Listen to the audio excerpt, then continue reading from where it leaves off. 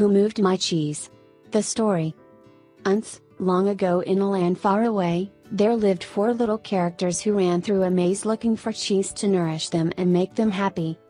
2 were mice, named Sniff and Scurry, and 2 were little people, beings who were as small as mice but who looked and acted a lot like people today.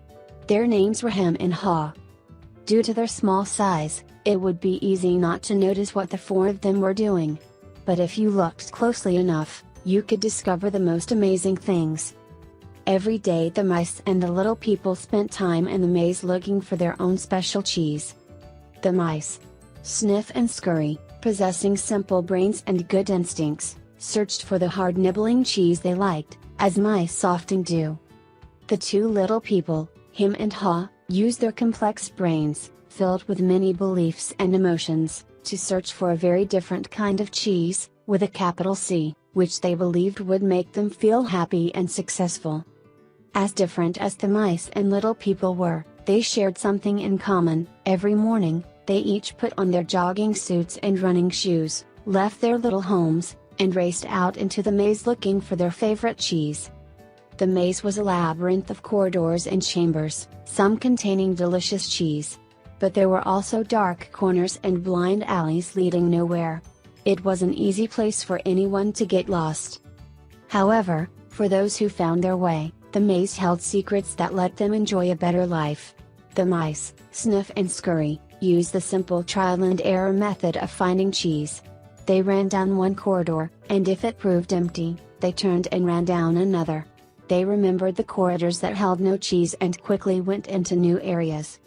Sniff would smell out the general direction of the cheese, using his great nose, and Scurry would race ahead. They got lost, as you might expect, went off in the wrong direction and often bumped into walls. But after a while, they found their way. Like the mice, the 2 little people, Hem and Haw, also used their ability to think and learn from their past experiences. However, they relied on their complex brains to develop more sophisticated methods of finding cheese. Sometimes they did well, but at other times their powerful human beliefs and emotions took over and clouded the way they looked at things. It made life in the maze more complicated and challenging. Nonetheless, Sniff, Scurry, Hem and Haw all discovered, in their own way, what they were looking for. They each found their own kind of cheese one day at the end of one of the corridors in Cheese Station C. Every morning after that, the mice and the little people dressed in their running gear and headed over to Cheese Station C. It wasn't long before they each established their own routine. Sniff and Scurry continued to wake early every day and race through the maze, always following the same route. When they arrived at their destination, the mice took off their running shoes, tied them together and hung them around their necks, so they could get to them quickly whenever they needed them again. Then they enjoyed the cheese. In the beginning, Hem and Haw also raced toward Cheese Station C every morning to enjoy the tasty new morsels that awaited them. But after a while, a different routine set in for the little people. Hem and Haw woke each day a little later, dressed a little slower, and walked to Cheese Station C. After all, they knew where the cheese was now and how to get there. They had no idea where the cheese came from, or who put it there. They just assumed it would be there. As soon as Hem and Haw arrived at Cheese Station C each morning, they settled in and made themselves at home. They hung up their jogging suits, put away their running shoes and put on their slippers. They were becoming very comfortable now that they had found the cheese. "This is great," Hem said. "There's enough cheese here to last us forever." The little people felt happy and successful, and thought they were now secure. It wasn't long before Hem and Haw regarded the cheese they found at Cheese Station C as their cheese. It was such a large store of cheese that they eventually moved their homes to be closer to it, and built a social life around it. To make themselves feel more at home, Hem and Haw decorated the walls with sayings and even drew pictures of cheese around them which made them smile. One read: sometimes Hem and Haw would take their friend's bike to see their pile of cheese at Cheese Station C, and point to it with pride, saying, "Pretty nice cheese, hub?" Sometimes they shared it with their friends and sometimes they didn't. "We deserve this cheese," Hem said. "We certainly had to work long and hard enough to find it." He picked up a nice fresh piece and ate it. Afterward, him fell asleep, as he often did. Every night the little people would waddle home, full of cheese, and every morning they would confidently return for more. This went on for quite some time. After a while, Hem's and Haw's confidence grew into the arrogance of success. Soon they became so comfortable they didn't even notice what was happening. As time went on, Sniff and Scurry continued their routine. They arrived early each morning and sniffed and scratched and scurried around Cheese Station C, inspecting the area to see if there had been any changes from the day before. Then they would sit down to nibble on the cheese. One morning they arrived at Cheese Station C and discovered there was no cheese. They weren't surprised. Since Sniff and Scurry had noticed the supply of cheese had been getting smaller every day, they were prepared for the inevitable and knew instinctively what to do. They looked at each other, removed the running shoes they had tied together and hung conveniently around their necks, put them on their feet and laced them up. The mice did not overanalyze things. To the mice, the problem and the answer were both simple. The situation at Cheese Station C had changed. So, Sniff and Scurry decided to change. They both looked out into the maze. Then Sniff lifted his nose, sniffed, and nodded to Scurry, who took off running through the maze, while Sniff followed as fast as he could. They were quickly off in search of new cheese. Later that same day, Hem and Haw arrived at Cheese Station C. They had not been paying attention to the small changes that had been taking place each day, so they took it for granted their cheese would be there. They were unprepared for what they found. "What? No cheese?" Hem yelled. He continued yelling, "No cheese? No cheese?" as though if he shouted loud enough someone would put it back. "Who moved my cheese?" he hollered. Finally, he put his hands on his hips, his face turned red, and he screamed at the top of his voice, "It's not fair." Haw just shook his head in disbelief. He, too, had counted on finding cheese at Cheese Station C. He stood there for a long time, frozen with shock. He was just not ready for this. Hem was yelling something, but Haw didn't want to hear it. He didn't want to deal with what was facing him, so he just tuned everything out. The little people's behavior was not very attractive or productive, but it was understandable. Finding cheese wasn't easy, and it meant a great deal more to the little people than just having enough of it to eat every day. Finding cheese was the little people's way of getting what they thought they needed to be happy. They had their own ideas of what cheese meant to them, depending on their taste. For some, finding cheese was having material things. For others it was enjoying good health or developing a spiritual sense of well-being. For Haw, cheese just meant feeling safe, having a loving family someday and living in a cozy cottage on Cheddar Lane. To Hem, cheese was becoming a big cheese in charge of others and owning a big house atop Camembert Hill. Because cheese was important to them, the two little people spent a long time trying to decide what to do. All they could think of was to keep looking around Cheeseless Station C to see if the cheese was really gone. While Sniff and Scurry had quickly moved on, Hem and Haw continued to hem and haw. They ranted and raved at the injustice of it all. Haw started to get depressed. What would happen if the cheese wasn't there tomorrow? He had made future plans based on this cheese. The little people couldn't believe it. How could this have happened? No one had warned them. It wasn't right. It was not the way things were supposed to be. Hem and Haw went home that night hungry and discouraged. But before they left, Haw wrote on the wall. The next day Hem and Haw left their homes, and returned to Cheese Station C again, where they still expected, somehow, to find their cheese. The situation hadn't changed, the cheese was no longer there. The little people didn't know what to do. Hem and Haw just stood there, immobilized like two statues. Haw shut his eyes as tight as he could and put his hands over his ears. He just wanted to block everything out.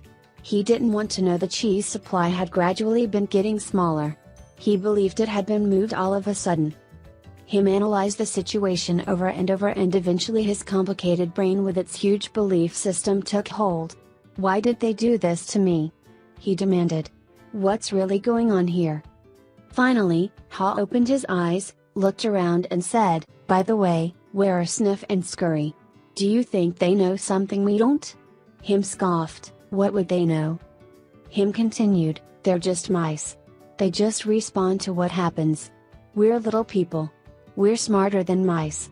We should be able to figure this out. I know we're smarter, Ha said, but we don't seem to be acting smarter at the moment. Things are changing around here, Him. Maybe we need to change and do things differently. Why should we change? Him asked. We're little people. We're special. This sort of thing should not happen to us. Or if it does, we should at least get some benefits. Why should we get benefits? Ha asked. Because we're entitled, Him claimed. Entitled to what? Ha wanted to know. We're entitled to our cheese. Why? Ha asked. Because, we didn't cause this problem, Him said. Somebody else did this and we should get something out of it. Ha suggested, maybe we should simply stop analyzing the situation so much and go find some new cheese? Oh no, Him argued. I'm going to get to the bottom of this. While Him and Ha were still trying to decide what to do, Sniff and Scurry were already well on their way. They went farther into the maze, up and down corridors, looking for cheese in every cheese station they could find. They didn't think of anything else but finding new cheese. They didn't find any for some time until they finally went into an area of the maze where they had never been before, Cheese Station N. They squealed with delight. They found what they had been looking for, a great supply of new cheese. They could hardly believe their eyes. It was the biggest store of cheese the mice had ever seen. In the meantime, Him and Ha were still back in Cheese Station C evaluating their situation. They were now suffering from the effects of having no cheese. They were becoming frustrated and angry and were blaming each other for the situation they were in. Now and then Ha thought about his mice friends, Sniff and Scurry, and wondered if they had found any cheese yet. He believed they might be having a hard time, as running through the maze usually involved some uncertainty. But he also knew that it was likely to only last for a while. Sometimes, Ha would imagine Sniff and Scurry finding new cheese and enjoying it. He thought about how good it would be for him to be out on an adventure in the maze, and to find fresh new cheese. He could almost taste it. The more clearly Ha saw the image of himself finding and enjoying the new cheese, the more he saw himself leaving Cheese Station C. Let's go! He exclaimed, all of a sudden. No, Him quickly responded. I like it here. It's comfortable. It's what I know. Besides, it's dangerous out there. No, it isn't, Ha argued. We've run through many parts of the maze before, and we can do it again. I'm getting too old for that, Him said. And I'm afraid I'm not interested in getting lost and making a fool of myself. Are you? With that, Ha's fear of failing returned and his hope of finding new cheese faded. So every day, the little people continued to do what they had done before. They went to Cheese Station C, found no cheese, and returned home, carrying their worries and frustrations with them. They tried to deny what was happening, but found it harder to get to sleep, had less energy the next day, and were becoming irritable. Their homes were not the nurturing places they once were. The little people had difficulty sleeping and were having nightmares about not finding any cheese. But Him and Ha still returned to Cheese Station C and waited there every day. Him said, you know, if we just work harder we'll find that nothing has really changed that much. The cheese is probably nearby. Maybe they just hid it behind the wall. The next day, Him and Ha returned with tools. Him held the chisel, while Ha banged on the hammer until they made a hole in the wall of Cheese Station C. They peered inside but found no cheese. They were disappointed but believed they could solve the problem. So they started earlier, stayed longer, and worked harder. But after a while, all they had was a large hole in the wall. Ha was beginning to realize the difference between activity and productivity.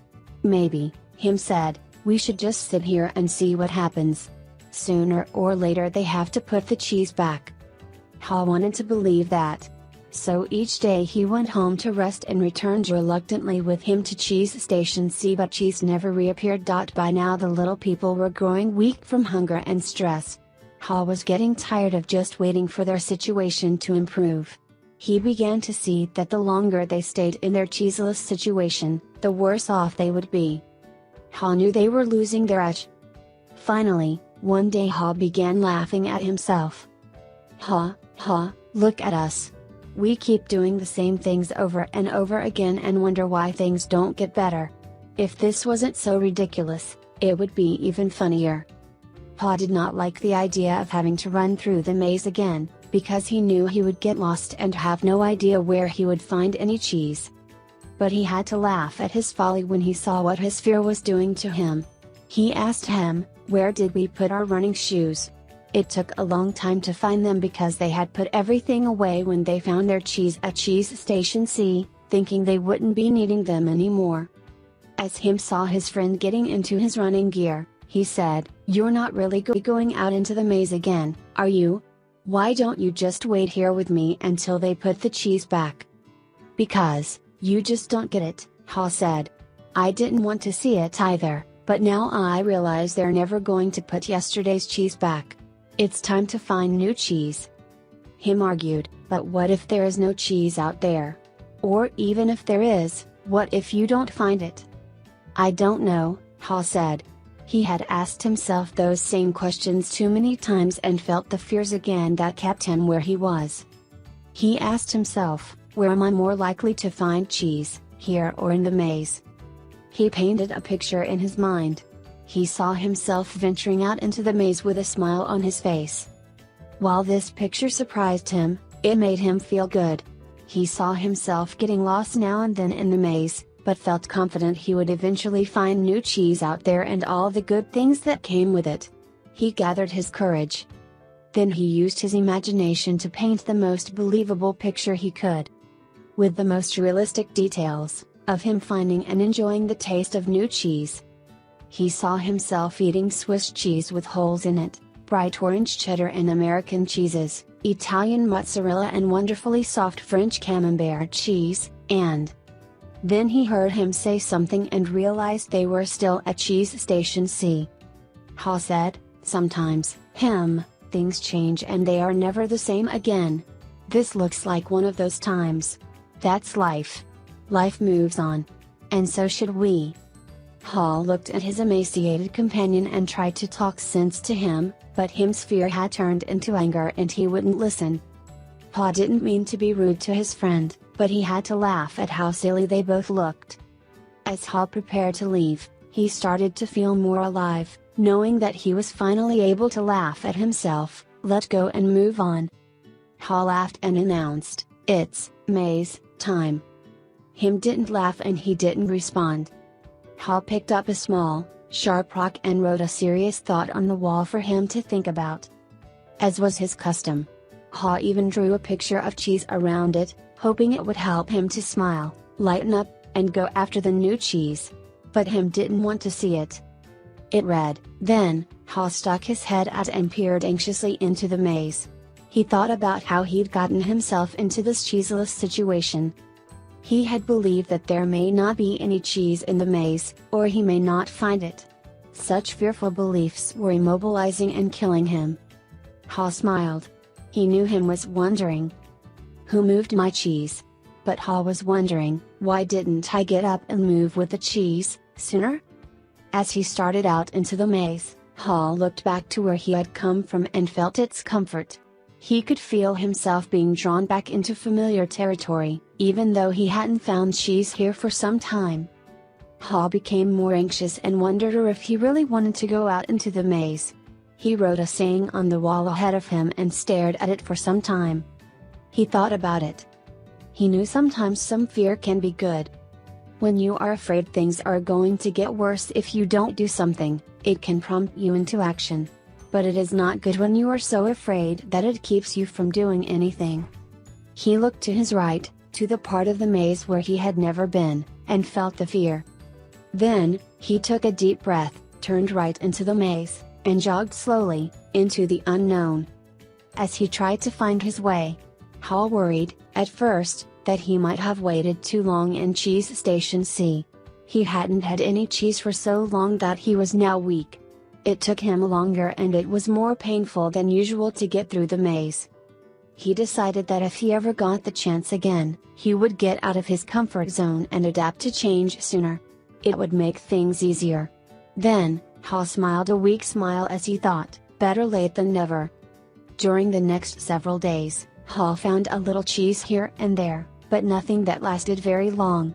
He had hoped to find enough cheese to take some back to him and encourage him to come out into the maze. But Haw didn't feel confident enough yet. He had to admit he found it confusing in the maze. Things seemed to have changed since the last time he was out here. Just when he thought he was getting ahead, he would get lost in the corridors. It seemed his progress was 2 steps forward and 1 step backward. It was a challenge, but he had to admit that being back in the maze, hunting for cheese, wasn't nearly as bad as he feared it might be. As time went on, he began to wonder if it was realistic for him to expect to find new cheese. He wondered if he had bitten off more than he could chew. Then he laughed, realizing that he had nothing to chew on at that moment. Whenever he started to get discouraged, he reminded himself that what he was doing, as uncomfortable as it was at the moment, was in reality much better than staying in the cheeseless situation. He was taking control, rather than simply letting things happen to him. Then he reminded himself, if Sniff and Scurry could move on, so could he. Later, as Haw looked back on things, he realized that the cheese at Cheese Station C had not just disappeared overnight, as he had once believed.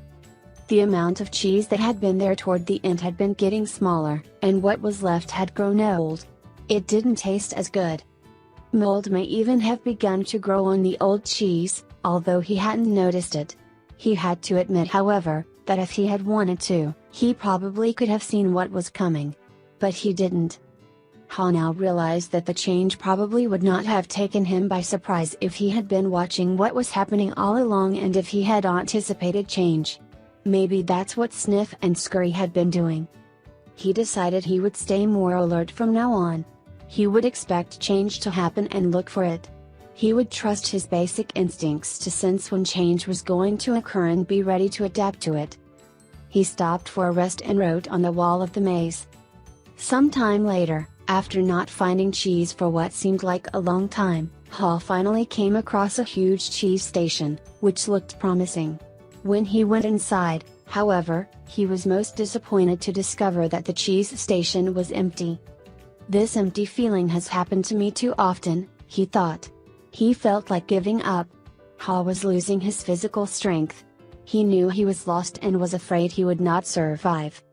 He thought about turning around and heading back to Cheese Station C. At least, if he made it back, and Hem was still there, Haw wouldn't be alone. Then he asked himself the same question again, what would I do if I weren't afraid? Haw thought he was past his fear, but he was afraid more often than he liked to admit, even to himself. He wasn't always sure what he was afraid of, but, in his weakened condition, he knew now he was simply fearful of going on alone. Haw didn't know it, but he was running behind because he was still weighed down by fearful beliefs. Haw wondered if Hem had moved on, or if he was still paralyzed by his own fears. Then, Haw remembered the times when he had felt his best in the maze. It was when he was moving along. He wrote on the wall, knowing it was as much a reminder to himself as it was a marking for his friend Hem, hopefully, to follow. Haw looked down the dark passageway and was aware of his fear. What lay ahead? Was it empty? Or worse, were there dangers lurking? He began to imagine all kinds of frightening things that could happen to him. He was scaring himself to death. Then he laughed at himself. He realized his fears were making things worse. So he did what he would do if he weren't afraid. He moved in a new direction. As he started running down the dark corridor, he began to smile. Haw didn't realize it yet, but he was discovering what nourished his soul. He was letting go and trusting what lay ahead for him, even though he did not know exactly what it was. To his surprise, Haw started to enjoy himself more and more. Why do I feel so good? He wondered. I don't have any cheese and I don't know where I am going. Before long, he knew why he felt good. He stopped to write again on the wall. Haw realized he had been held captive by his own fear. Moving in a new direction had freed him. Now he felt the cool breeze that was blowing in this part of the maze, and it was refreshing. He took in some deep breaths and felt invigorated by the movement. Once he had gotten past his fear, it turned out to be more enjoyable than he once believed it could be. Ha hadn't felt this way for a long time. He had almost forgotten how much fun it was to go for it. To make things even better, Ha started to paint a picture in his mind again. He saw himself in great realistic detail, sitting in the middle of a pile of all his favorite cheeses, from cheddar to brie. He saw himself eating the many cheeses he liked, and he enjoyed what he saw. Then he imagined how much he would enjoy all their great tastes. The more clearly he saw the image of himself enjoying new cheese, the more real and believable it became. He could sense that he was going to find it. He wrote. Ha kept thinking about what he could gain instead of what he was losing. He wondered why he had always thought that a change would lead to something worse. Now he realized that change could lead to something better. Why didn't I see this before? He asked himself. Then he raced through the maze with greater strength and agility. Before long he spotted a cheese station and became excited as he noticed little pieces of new cheese near the entrance. They were types of cheese he had never seen before, but they looked great. He tried them and found that they were delicious. He ate most of the new cheese bits that were available and put a few in his pocket to have later and perhaps share with him. He began to regain his strength. He entered the cheese station with great excitement. But, to his dismay, he found it was empty. Someone had already been there and had left only the few bits of new cheese. He realized that if he had moved sooner, he would very likely have found a good deal of new cheese here. Hor decided to go back and see if him was ready to join him. As he retraced his steps, he stopped and wrote on the wall. After a while Ha made his way back to cheese station C and found him. He offered him bits of new cheese, but was turned down. Him appreciated his friend's gesture but said, "I don't think I would like new cheese. It's not what I'm used to. I want my own cheese back and I'm not going to change until I get what I want." Ha just shook his head in disappointment and reluctantly went back out on his own. As he returned to the farthest point he had reached in the maze, he missed his friend, but realized he liked what he was discovering. Even before he found what he hoped would be a great supply of new cheese, if ever, he knew that what made him happy wasn't just having cheese. He was happy when he wasn't being run by his fear. He liked what he was doing now. Knowing this, Ha didn't feel as weak as he did when he stayed in cheese station C with no cheese. Just realizing he was not letting his fear stop him, and knowing that he had taken a new direction, nourished him and gave him strength. Now he felt that it was just a question of time before he found what he needed. In fact, he sensed he had already found what he was looking for. He smiled as he realized. Hor realized again, as he had once before, that what you are afraid of is never as bad as what you imagine. The fear you let build up in your mind is worse than the situation that actually exists. He'd been so afraid of never finding new cheese that he didn't even want to start looking. But since starting his journey, he had found enough cheese in the corridors to keep him going. Now he looked forward to finding more. Just looking ahead was becoming exciting. His old thinking had been clouded by his worries and fears. He used to think about not having enough cheese, or not having it last as long as he wanted. He used to think more about what could go wrong than what could go right. But that had changed in the days since he had left cheese station C. He used to believe that cheese should never be moved and that change wasn't right. Now he realized it was natural for change to continually occur, whether you expect it or not. Change could surprise you only if you didn't expect it and weren't looking for it. When he realized he had changed his beliefs, he paused to write on the wall. Ha hadn't found any cheese yet, but as he ran through the maze, he thought about what he had already learned. Ha now realized that his new beliefs were encouraging new behaviors. He was behaving differently than when he kept returning to the same cheeseless station. He knew that when you change what you believe, you change what you do. You can believe that a change will harm you and resist it. Or you can believe that finding new cheese will help you and embrace the change. It all depends on what you choose to believe. He wrote on the wall. Ha knew he would be in better shape now if he had dealt with the change much sooner and left Cheese Station C earlier. He would feel stronger in body and spirit, and he could have coped better with the challenge of finding new cheese.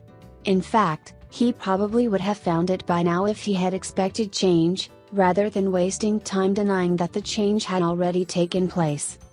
He used his imagination again and saw himself finding and savoring new cheese. He decided to proceed into the more unknown parts of the maze, and found little bits of cheese here and there. Ha began to regain his strength and confidence. As he thought back on where he had come from, Ha was glad he had written on the wall in many places. He trusted that it would serve as a marked trail for him to follow through the maze, if he ever chose to leave Cheese Station C. Ha just hoped he was heading in the right direction. He thought about the possibility that Hem would read the handwriting on the wall and find his way. He wrote on the wall what he had been thinking about for some time. By now, Ha had let go of the past and was adapting to the present. He continued on through the maze with greater strength and speed, and before long, it happened. When it seemed like he had been in the maze forever, his journey, or at least this part of his journey, ended quickly and happily. Ha proceeded along a corridor that was new to him, rounded a corner, and found new cheese at Cheese Station N. When he went inside, he was startled by what he saw. Piled high everywhere was the greatest supply of cheese he had ever seen. He didn't recognize all that he saw, as some kinds of cheese were new to him. Then he wondered for a moment whether it was real or just his imagination, until he saw his old friends Sniff and Scurry. Sniff welcomed Ha with a nod of his head, and Scurry waved his paw. Their fat little bellies shows that they had been here for some time. Ha quickly said his hellos and soon took bites of every one of his favorite cheeses. He pulled off his shoes, tied the laces together, and hung them around his neck in case he needed them again. Sniff and Scurry laughed. They nodded their heads in admiration. Then Ha jumped into the new cheese. When he had eaten his fill, he lifted a piece of fresh cheese and made a toast. Hooray for change! As Ha enjoyed the new cheese, he reflected on what he had learned. He realized that when he had been afraid to change, he had been holding on to the illusion of old cheese that was no longer there. So what was it that made him change? Was it the fear of starving to death?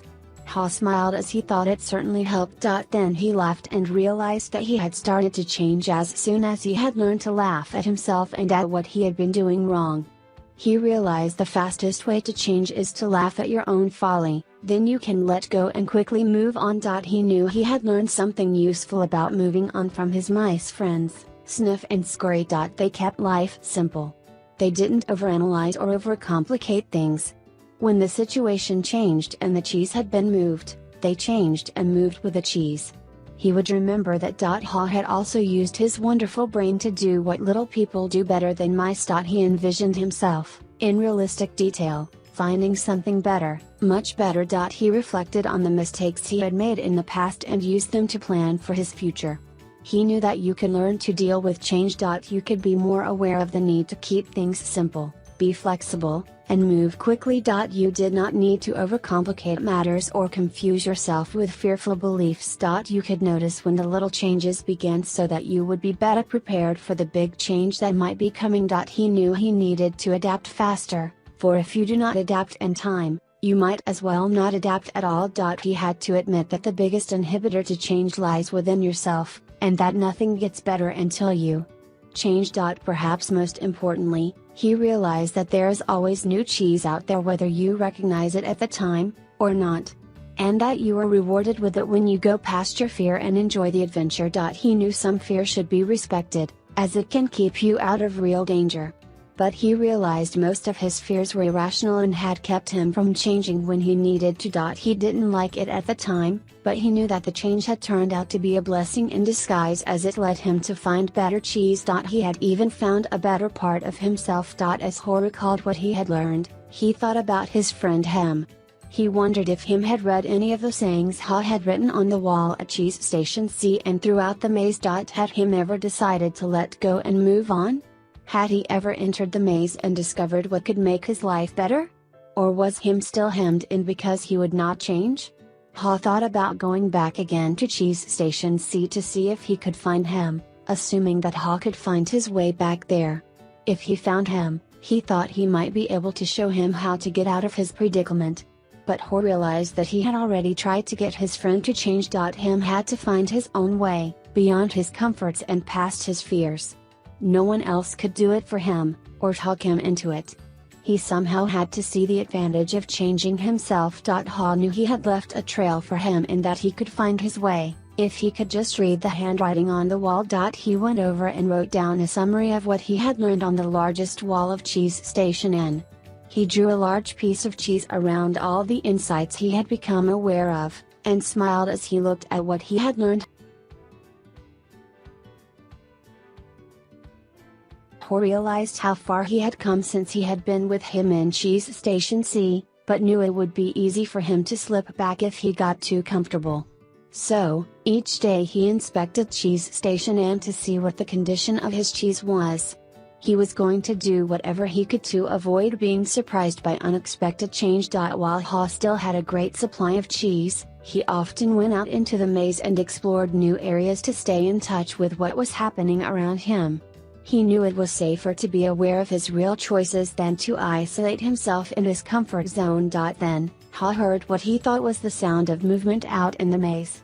As the noise grew louder, he realized that someone was coming. Could it be that Ham was arriving?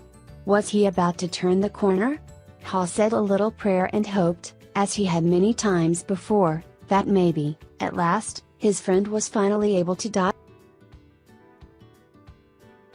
A discussion. Later that same day, when Michael finished telling the story, he looked around the room and saw his former classmates smiling at him. Several thanked him and said they got a good deal out of the story. Nathan asked the group, "What would you think of getting together later and maybe discussing it?" Most of them said they would like to talk about it, and so they arranged to meet later for a drink before dinner. That evening, as they gathered in a hotel lounge, they began to kid each other about finding their cheese and seeing themselves in the maze. Then Angela asked the group good-naturedly, "So, who were you in the story? Sniff, Scurry, him or Ha?" Carlos answered, "Well, I was thinking about that this afternoon. I clearly remember a time before I had my sporting goods business, when I had a rough encounter with change. I wasn't Sniff, one didn't sniff out the situation and see the change early. And I certainly wasn't Scurry, one didn't go into action immediately. I was more like him, who wanted to stay in familiar territory. The truth is, I didn't want to deal with the change. I didn't even want to see it." Michael, who felt like no time had passed since he and Carlos were close friends in school, asked, "What are we talking about here, buddy?" Carlos said, "An unexpected change of jobs." Michael laughed. "You were fired? Well, let's just say I didn't want to go out looking for new cheese. I thought I had a good reason why change shouldn't happen to me. So, I was pretty upset at the time." Some of their former classmates who had been quiet in the beginning felt more comfortable now and spoke up, including Frank, who had gone into the military. "Him reminds me of a friend of mine," Frank said. "His department was closing down, but he didn't want to see it. They kept relocating his people. We all tried to talk to him about the many other opportunities that existed in the company for those who wanted to be flexible, but he didn't think he had to change. He was the only one who was surprised when his department closed. Now he's having a hard time adjusting to the change he didn't think should happen." Jessica said, "I didn't think it should happen to me either, but my cheese has been moved more than once, especially in my personal life, but we can get to that later." Many in the group laughed, except Nathan. "Maybe that's the whole point," Nathan said. "Change happens to all of us." He added, "I wish my family had heard the cheese story before this. Unfortunately, we didn't want to see the changes coming in our business, and now it's too late. We're having to close many of our stores." That surprised many in the group, because they thought Nathan was lucky to be in a secure business he could depend on, year after year. "What happened?" Jessica wanted to know. "Our chain of small stores suddenly became old-fashioned when the megastore came to town with its huge inventory and low prices. We just couldn't compete with that. I can see now that instead of being like Sniff and Scurry, we were like him. We stayed where we were and didn't change. We tried to ignore what was happening and now we are in trouble. We could have taken a couple of lessons from Ha, because we certainly couldn't laugh at ourselves and change what we were doing. Laura, who had become a successful businesswoman, had been listening, but had said very little until now. I thought about the story this afternoon too, she said. I wondered how I could be more like Ha and see what I'm doing wrong, laugh at myself, change and do better. She said, I'm curious. How many here are afraid of change? No one responded, so she suggested, how about a show of hands? Only one hand went up. Well, it looks like we've got one honest person in our group, she said. And then continued, maybe you'll like this next question better. How many here think other people are afraid of change? Practically everyone raised their hands. Then they all started laughing. What does that tell us? Denial, Nathan answered. Sure, Michael admitted. Sometimes we're not even aware that we're afraid. I know I wasn't. When I first heard the story, I loved the question, what would you do if you weren't afraid? Then Jessica added, well, what I got from the story is that change is happening everywhere and that I will do better when I can adjust to it quickly. I remember years ago when our company was selling our encyclopedia as a set of more than 20 books. One person tried to tell us that we should put our whole encyclopedia on a single computer disk and sell it for a fraction of the cost. It would be easier to update, would cost us so much less to manufacture, and so many more people could afford it. But we all resisted. Why did you resist? Nathan asked. Because, we believed then that the backbone of our business was our large sales force, who called on people door to door. Keeping our sales force depended on the big commissions they earned from the high price of our product. We had been doing this successfully for a long time and thought it would go on forever. Laura said, maybe that's what it meant in the story about him and Ha's arrogance of success. They didn't notice they needed to change what had once been working. Nathan said, so you thought your old cheese was your only cheese? Yes, and we wanted to hang on to it. When I think back on what happened to us, I see that it's not just that they moved the cheese but that the cheese has a life of its own and eventually runs out. Anyway, we didn't change. But a competitor did and our sales fell badly. We've been going through a difficult time. Now, another big technological change is happening in the industry and no one at the company seems to want to deal with it. It doesn't look good. I think I could be out of a job soon. It's May's time. Carlos called out. Everyone laughed, including Jessica. Carlos turned to Jessica and said, it's good that you can laugh at yourself. Frank offered, that's what got out of the story. I tend to take myself too seriously. I noticed how Ha changed when he could finally laugh at himself and at what he was doing. No wonder he was called Ha. The group groaned at the obvious play on words. Angela asked, do you think that him ever changed and found new cheese? Elaine said, I think he did. I don't, Corey said. Some people never change and they pay a price for it. I see people like him in my medical practice. They feel entitled to their cheese. They feel like victims when it's taken away and blame others. They get sicker than people who let go and move on. Then Nathan said quietly, as though he was talking to himself, I guess the question is, what do we need to let go of and what do we need to move on to? No one said anything for a while. I must admit, Nathan said, I saw what was happening with stores like ours in other parts of the country, but I hoped it wouldn't affect us. I guess it's a lot better to initiate change while you can than it is to try to react and adjust to it. Maybe we should move our own cheese. What do you mean? Frank asked. Nathan answered, I can't help but wonder where we would be today if we had sold the real estate under all our old stores and built one great modern store to compete with the best of them. Laura said, maybe that's what Ha meant when he wrote on the wall, savor the adventure and move with the cheese. Frank said, I think some things shouldn't change. For example, I want to hold on to my basic values. But I realize now that I would be better off if I had moved with the cheese a lot sooner in my life. Well, Michael, it was a nice little story, Richard, the class skeptic, said, but how did you actually put it into use in your company? The group didn't know it yet, but Richard was experiencing some changes himself.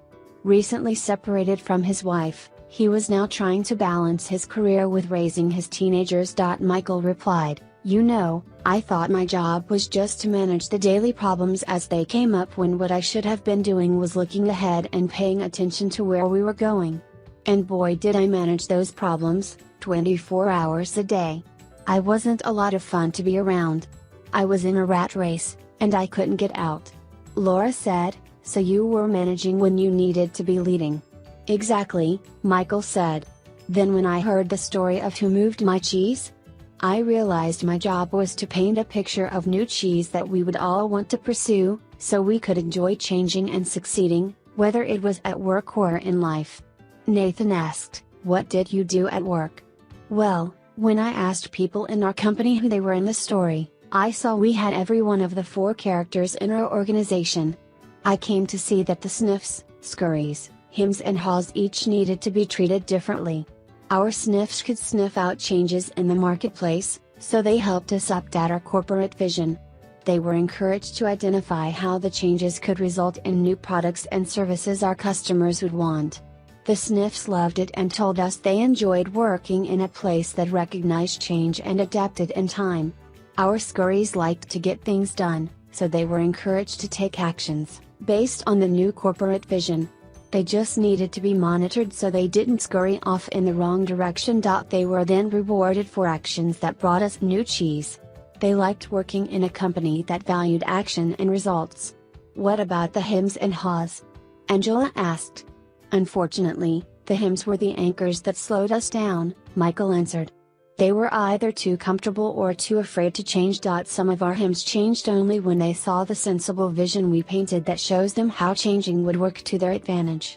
Our Hims told us they wanted to work in a place that was safe, so the change needed to make sense to them and increase their sense of security. When they realized the real danger of not changing, some of them changed and did well. The vision helped us turn many of our Hims into Haws." "What did you do with the Hims who didn't change?" Frank wanted to know. "We had to let them go," Michael said sadly. "We wanted to keep all our employees, but we knew if our business didn't change quickly enough, we would all be in trouble." Then he said, "The good news is that while our Haws were initially hesitant, they were open-minded enough to learn something new, act differently and adapt in time to help us succeed. They came to expect change and actively look for it. Because they understood human nature, they helped us paint a realistic vision of new cheese that made good sense to practically everyone. They told us they wanted to work in an organization that gave people the confidence and tools to change. And they helped us keep our sense of humor as we went after our new cheese." Richard commented, "You got all that from a little story?" Michael smiled. "It wasn't the story, but what we did differently based on what we took from it." Angela admitted, "I'm a little bit like him, so for me, the most powerful part of the story was when Hall laughed at his fear and went on to paint a picture in his mind where he saw himself enjoying new cheese. It made going into the maze less fearful and more enjoyable. And he eventually got a better deal. That's what I want to do more often." Frank grinned. "So even Hims can sometimes see the advantage of changing." Carlos laughed, "Like the advantage of keeping their jobs." Angela added, "Or even getting a good raise." Richard, who had been frowning during the discussion, said, "My manager's been telling me our company needs to change. I think what she's really telling me is that, need to, but I haven't wanted to hear it. I guess I never really know what the new cheese was that she was trying to move us to. Or how I could gain from it." A slight smile crossed Richard's face as he said, "I must admit I like this idea of seeing new cheese and imagining yourself enjoying it. It lightens everything up. When you see how it can make things better, you get more interested in making the change happen. Maybe I could use this in my personal life," he added. "My children seem to think that nothing in their lives should ever change. I guess they're acting like him, they're angry. They're probably afraid of what the future holds. Maybe I haven't painted a realistic picture of new cheese for them. Probably because I don't see it myself." The group was quiet as several people thought about their own lives. "Well, Jessica said, most people here have been talking about jobs, but as I listened to the story, I also thought about my personal life. I think my current relationship is old cheese that has some pretty serious mold on it. Corey laughed in agreement. Me too. I probably need to let go of a bad relationship. Angela countered, or, perhaps the old cheese is just old behavior. What we really need to let go of is the behavior that is the cause of our bad relationships. And then move on to a better way of thinking and acting. Ouch! Corey reacted. Good point. The new cheese is a new relationship with the same person. Richard said, I'm beginning to think there is more to this than I thought. I like the idea of letting go of old behavior instead of letting go of the relationship. Repeating the same behavior will just get you the same results. As far as work goes, maybe instead of changing jobs, I should be changing the way I am doing my job. I'd probably have a better position by now if I did. Then Becky, who lived in another city but had returned for the reunion, said, as I was listening to the story and to everyone's comments here, I've had to laugh at myself. I've been like him for so long, hemming and hawing and afraid of change. I didn't realize how many other people did this as well. I'm afraid I've passed it on to my children without even knowing it. As I think about it, I realize change really can lead you to a new and better place, although you're afraid it won't at the time. I remember a time when our son was a sophomore in high school. My husband's job required us to move from Illinois to Vermont and our son was upset because he had to leave his friends. He was a star swimmer and the high school in Vermont had no swim team. So, he was angry with us for making him move. As it turned out, he fell in love with the Vermont mountains, took up skiing, skied on his college team and now lives happily in Colorado. If we had all enjoyed this cheese story together, over a cup of hot chocolate, we could have saved our family a lot of stress. Jessica said, I'm going home to tell my family this story. I'll ask my children who they think I am, Sniff, Scurry, him or her, and who they feel they are. We could talk about what we feel our family's old cheese is and what our new cheese could be. That's a good idea, Richard said, surprising everyone, even himself. Frank then commented, I think I'm going to be more like Ha and move with the cheese and enjoy it. And I'm going to pass this story along to my friends who are worried about leaving the military and what the change might mean to them. It could lead to some interesting discussions. Michael said, well, that's how we improved our business. We had several discussions about what we got from the cheese story and how we could apply it to our situation. It was great because we had language that was fun for us to use to talk about how we were dealing with change. It was very effective, especially as it spread deeper into the company. Nathan asked, what do you mean by deeper? Well, the further we went into our organization, the more people we found who felt they had less power. They were understandably more afraid of what the change imposed from above might do to them. So they resisted change. In short, a change imposed is a change opposed. But when the cheese story was shared with literally everyone in our organization, it helped us change the way we looked at change. It helped everyone laugh, or at least smile, at their old fears and want to move on. I only wished I'd heard the cheese story sooner, Michael added. How come? Carlos asked. Because by the time we got around to addressing the changes, our business had already fallen off so badly that we had to let people go, as I said earlier, including some good friends. It was hard on all of us. However, those who stayed and most of those who left said the cheese story helped them see things differently and eventually cope better. Those who had to go out and look for a new job said it was hard at first, but recalling the story was a great help to them. Angela asked, what helped them most? Michael replied, after they got past their fear, they told me the best thing was realizing that there was new cheese out there just waiting to be found. They said holding a picture of new cheese in their minds, seeing themselves doing well in a new job, made them feel better, and helped them do better in job interviews. Several got better jobs. Laura asked, what about the people who remained in your company? Well, Michael said, instead of complaining about the changes that were happening, people now said, they just moved our cheese. Let's look for the new cheese. It saved a lot of time and reduced stress. Before long, the people who had been resisting saw the advantage of changing. They even helped bring about change. Corey said, "Why do you think they changed?" "They changed after the peer pressure in our company changed." He asked, "What happens in most organizations you've been in when a change is announced by top management? Do most people say the change is a great idea or a bad idea?" "A bad idea," Frank answered. "Yes," Michael agreed. "Why?" Carlos said, "Because people want things to stay the same and they think the change will be bad for them. When one person says the change is a bad idea, others say the same." "Yes, they may not really feel that way," Michael said, "but they agree in order to fit in. That's the sort of peer pressure that fights change in any organization." Becky asked, "So how were things different after people heard the cheese story?" Michael said simply, "The peer pressure changed. No one wanted to look like him." Everyone laughed. They wanted to sniff out the changes ahead of time and scurry into action, rather than get hemmed in and be left behind. Nathan said, "That's a good point. No one in our company would want to look like him. They might even change. Why didn't you tell us this story at our last reunion? This could work." Michael said, "It does work. It works best, of course, when everyone in your organization knows the story, whether it is in a large corporation, a small business, or your family, because an organization can only change when enough people in it change." Then he offered one last thought.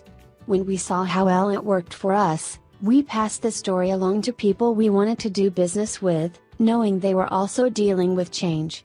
We suggested we might be their new cheese, that is, better partners for them to succeed with. It led to new business." That gave Jessica several ideas and reminded her that she had some early sales calls in the morning. She looked at her watch and said, "Well, it's time for me to leave this cheese station and find some new cheese." The group laughed and began saying their goodbyes. Many of them wanted to continue the conversation but needed to leave. As they left, they thanked Michael again. He said, "I'm very glad you found the story so useful and I hope that you will have the opportunity to share it with others soon."